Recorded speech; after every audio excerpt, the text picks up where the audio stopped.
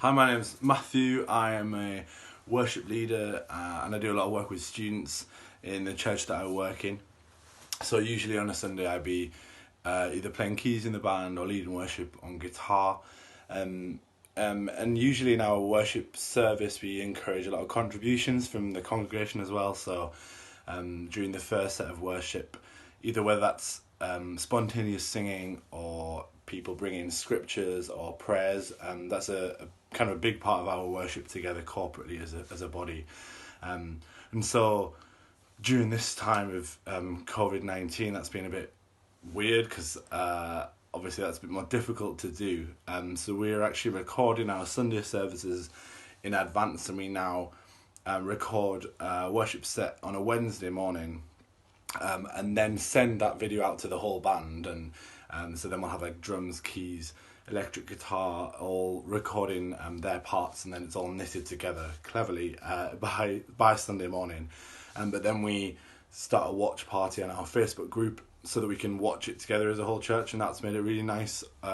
although it's pre-recorded, to be able to have a sense of doing it together and not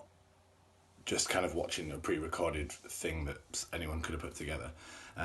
And so it feels like just kind of learning to lead worship in a different way,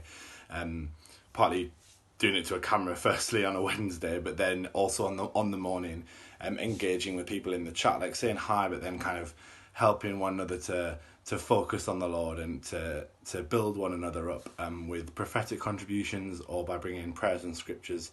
but encouraging the congregation to do that as well, as we normally would if we were like gathered together in our normal venue. So obviously that's a challenge, but we're actually trying our evening service on Zoom, so it is a live experience, and that's really nice just to be able to see everyone's faces. And although it's hard, I think the challenge is, I guess, meeting people where they are in terms of their spiritual lives at the minute, but kind of being a prophetic voice to call people like out of that and point to the one who gives us hope ultimately. So to kind of that kind of pastoral element of leading worship sensitively, appropriate to our congregation and our needs at the time, but also declaring truths about who God is, and that He is ultimately sovereign in all circumstances. So it's a weird time, but it's really fun as well at times, and stretching to try and see how we can lead worship and pastorally care for our congregation at this time in our church life.